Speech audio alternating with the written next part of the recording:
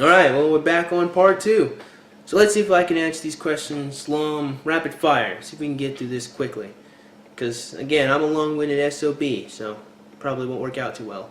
You do understand that reading the title of a book or an article or watching the first 15 seconds of a video is not going to give you a deep, nuanced understanding of what that book or article or video is about, right? That being said, how can you expect to understand or critique feminist sources if you don't even attempt to understand what they're trying to say?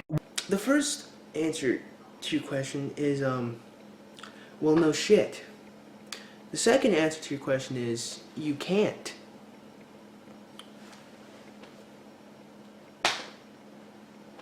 Why is trying and failing to debunk a study into sexual assault the #1 priority for a rational thinker now? Yeah, I think at this point it's clear. I'm not really a big fan of you, H-Bomber guy. But I'm still going to answer your question. It's because there's a giant, or a right giant problem with identifying an incorrect problem and applying an incorrect solution to it. See, if you give me a sexual assault study case and it's wrong, and the information is wrong, and you try to apply a solution to that problem, you could end up maybe fixing another problem that was there, sure, but not the actual issue that's going on. It'll be akin to this, my friend. Say you have a ringworm on your arm, right?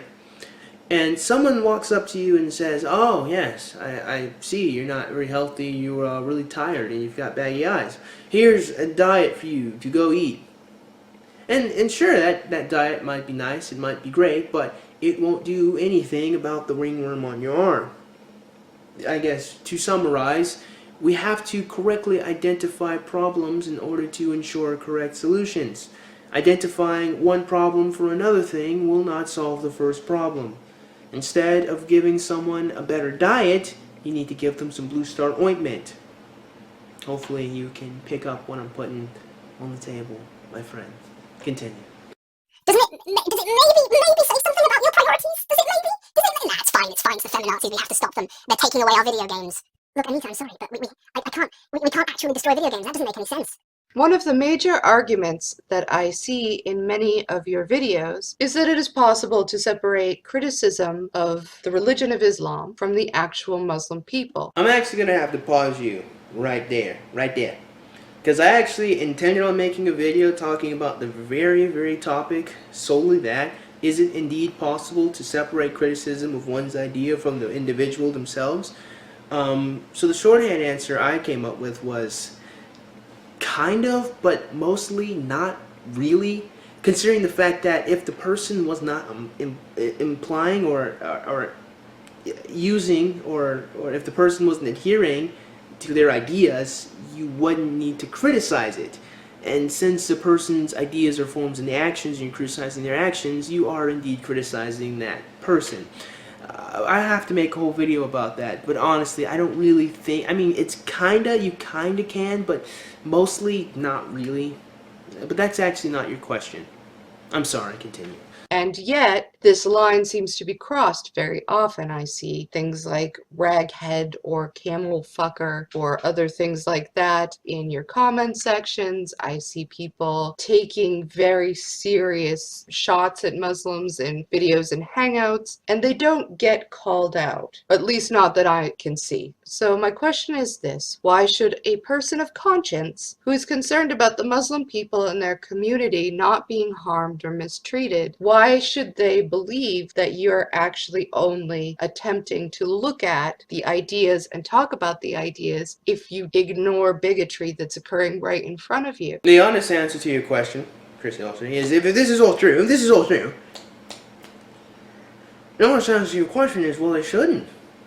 I don't see why anyone would, honestly. If someone's viciously mocking you constantly, I don't see why you would trust that person would want to have any type of discussion or honest conversation with you. Now, of course, that doesn't necessarily mean that the person wouldn't. They could, again, be on Twitter and just trying to crack jokes. But honestly, you're right. I don't think any rational person, or any reasonable person for that matter, would see someone viciously mock you as a group and then come to the conclusion that, yes, that person would love to have a conversation with me. So, the answer is no. And in that light, would you be willing to break bread and salt with moderate Muslim people on your videos, have hangouts, invite them to your channels, just in order to build some bridges there and to learn more about what they think and how they feel and what their experience has been, so that information and knowledge can be furthered? Well, I myself have absolutely zero qualms talking with moderate Muslims or ex-Muslims or anything of that nature. I just don't really think that constantly talking about Islam again and again, saying the same exact thing, is conducive to anything. I think everything that's said or needs to be said about Islamic terrorism has been said, and mostly people are just repeating themselves over and over again, which is why I've never made a video on the topic.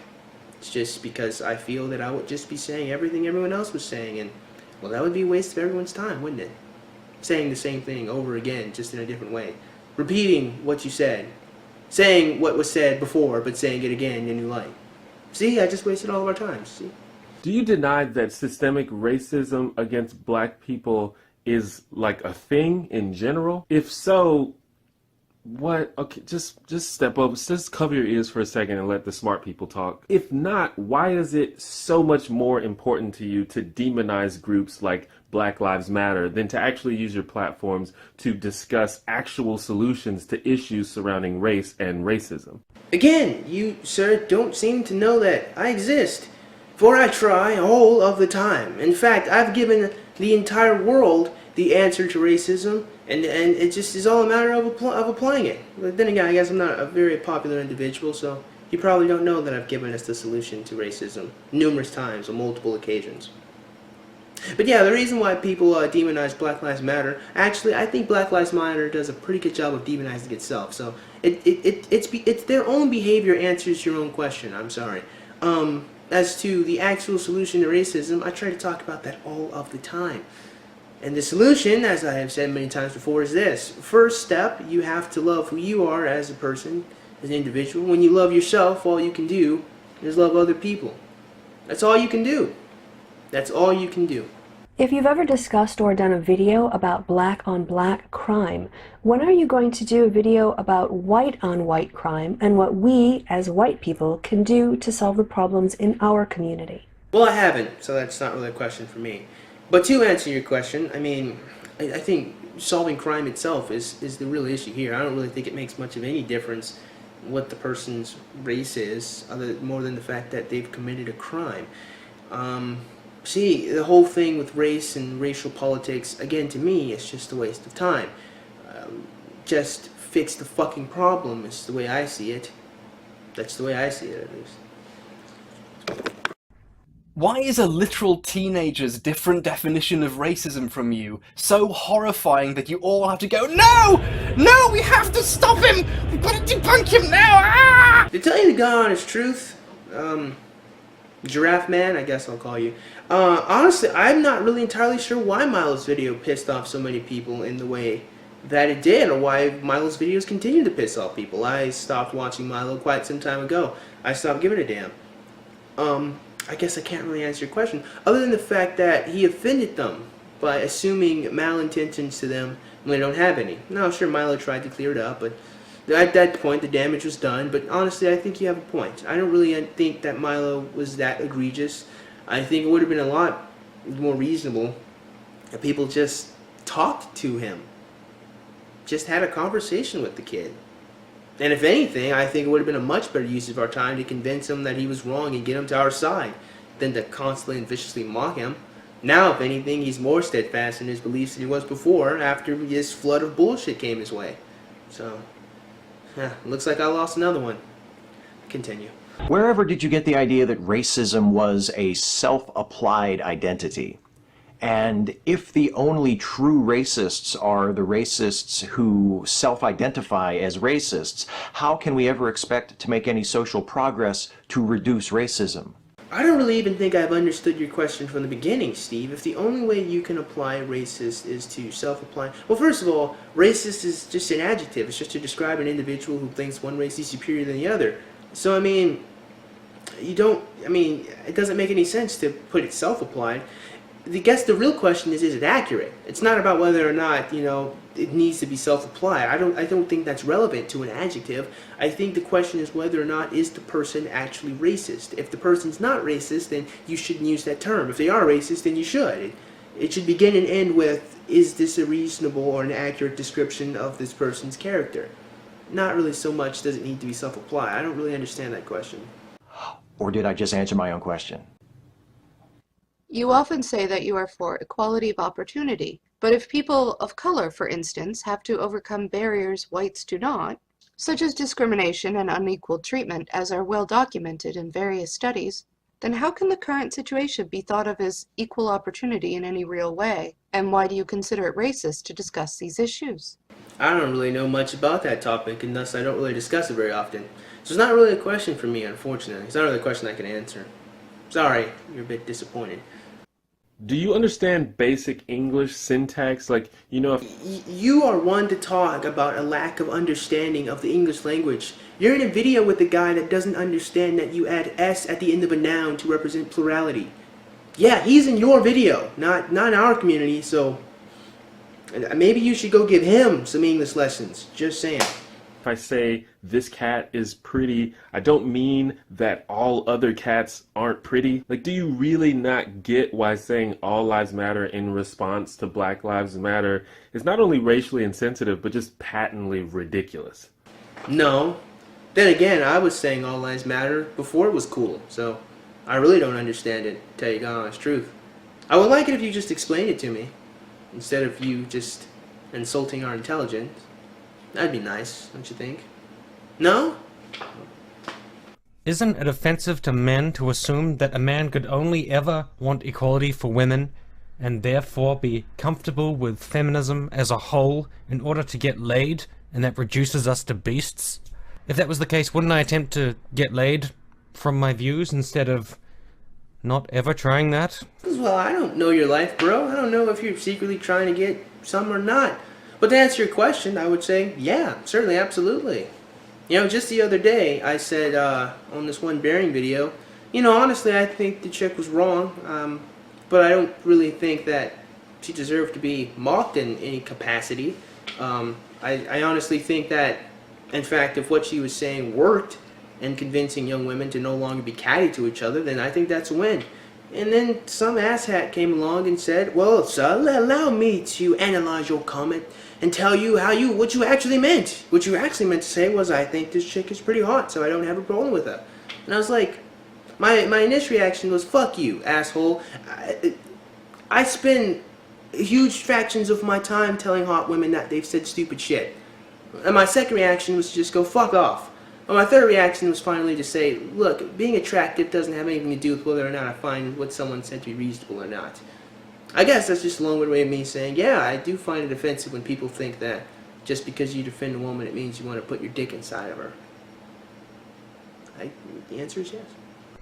If you say you're an egalitarian, will you call out the man-hating slurs that you see coming from people within your community?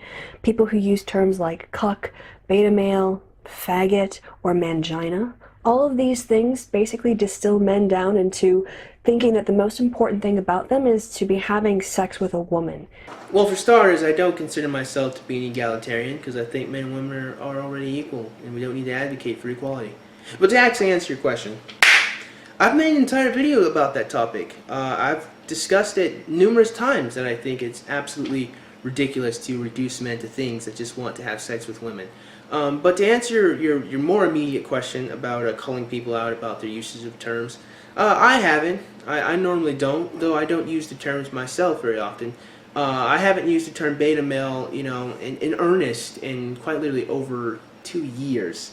I'd never used the word cuck to describe anyone other than an individual that wants to watch his wife have sex with another man or someone that's raising a child that's not his. In other words, I used the word fucking correctly. As far as mangina, I've never once used the term mangina. I don't actually understand what it describes, so I can't use it correctly, I don't think. And faggot, I use faggot as a really fucking hilarious word because it is a hilarious word. It is hilarious to call people faggot. But I don't really normally use it in response to a gay person. Really more, it's just kind of a weak-willed individual. So even women can be faggots too. And you don't have to be gay to be a faggot, neither. So, but to answer your question, no, but I myself don't use those terms and don't find them to be very accurate. That's rather offensive. So what are you doing to stop this kind of behavior in your community? Well, for starters, I don't use the word, and second, I've tried to talk to people and tell them, hey, look, banging women is not the end-all be-all of existence. It doesn't really mean much to supporting your argument, and it certainly doesn't mean much to debunking your argument. So, What is the number of followers, the number of likes, the number of dislikes, the number of retweets, the number of subscribers, any of those numbers, any of those metrics, what have they got to do with the argument? Not a damn thing.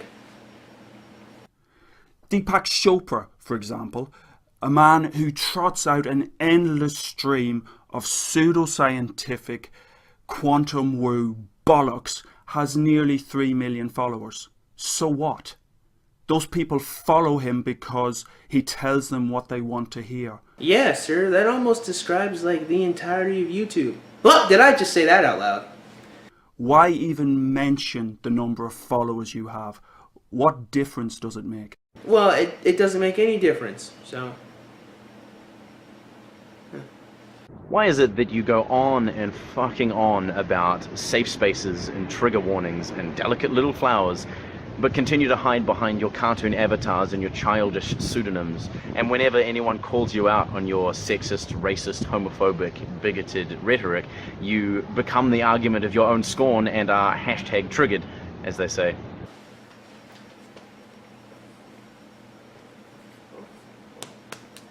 This is my real face.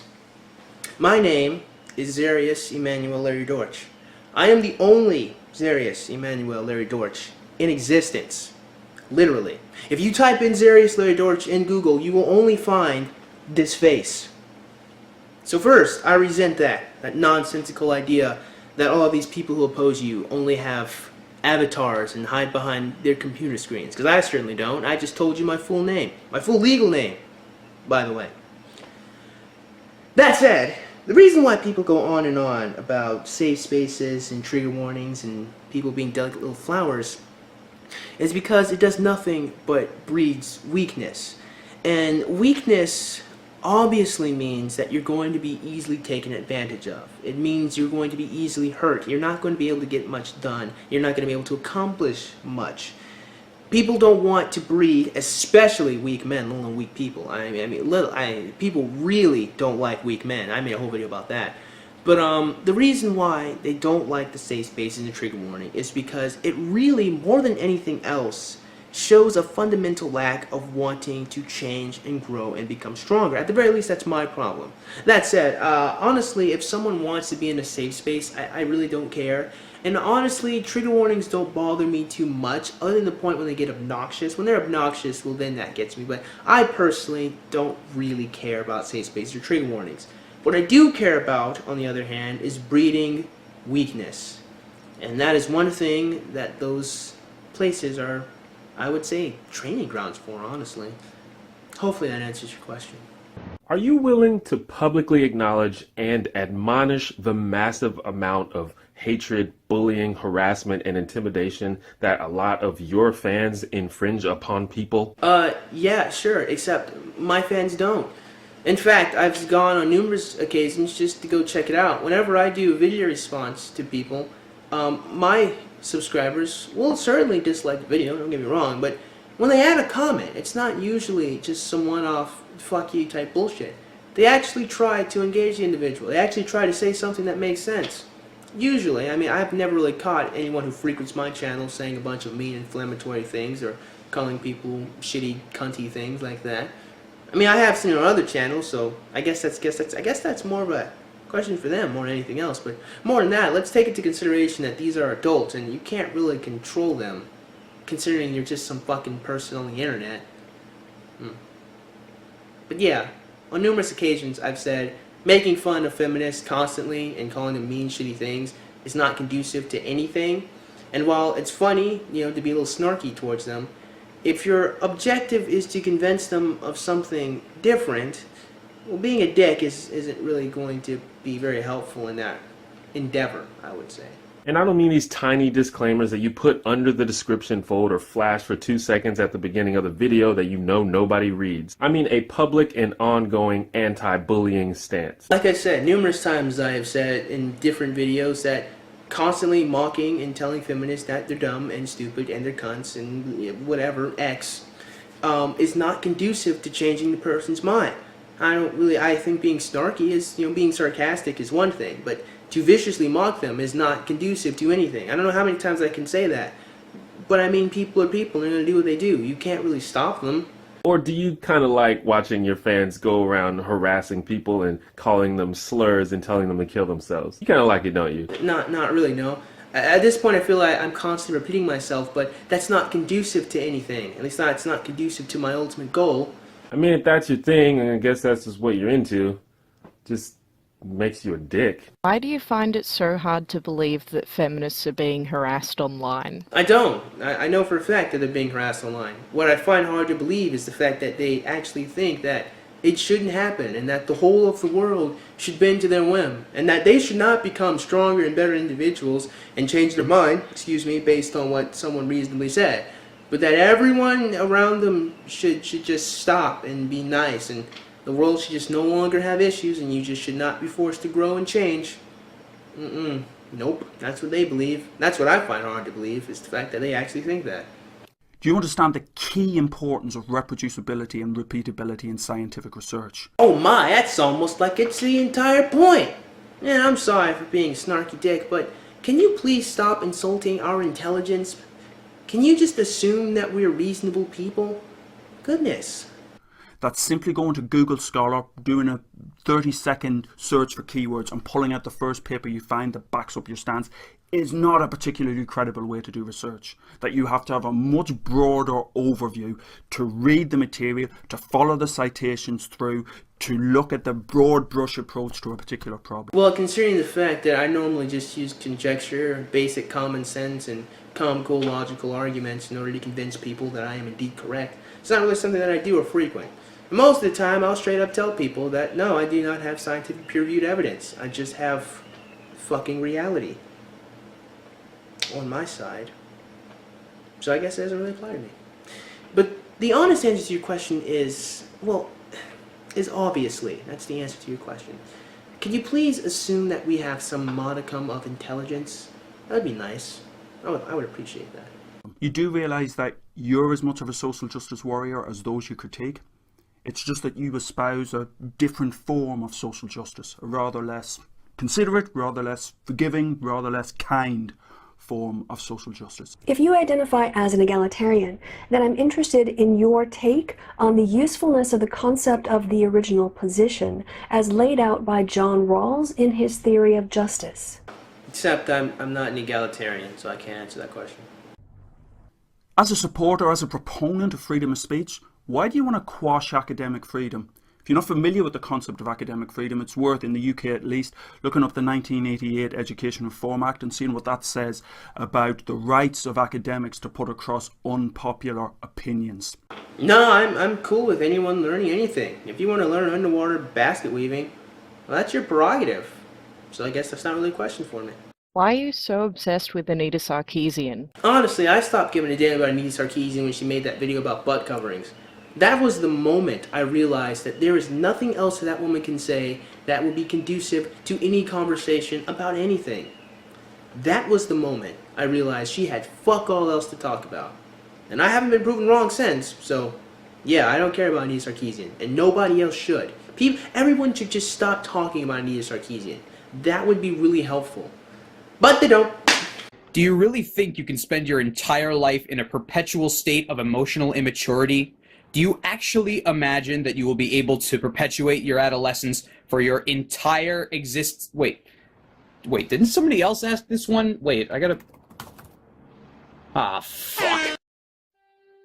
So that's the end of their video, and subsequently the end of mine. I certainly hope you guys got something out of these answers, or at least some mild form of entertainment. Regularly scheduled program will continue in the next couple of days, as always, because that's what I do. So that being said, man, I certainly hope you guys enjoyed today's video. And if you did, man, go ahead and click that like button. Nah, shoot, go ahead and click that subscribe button. comment in the comment box below. And as always, you guys have yourselves a great day. I'll see you cool cats soon. Adios.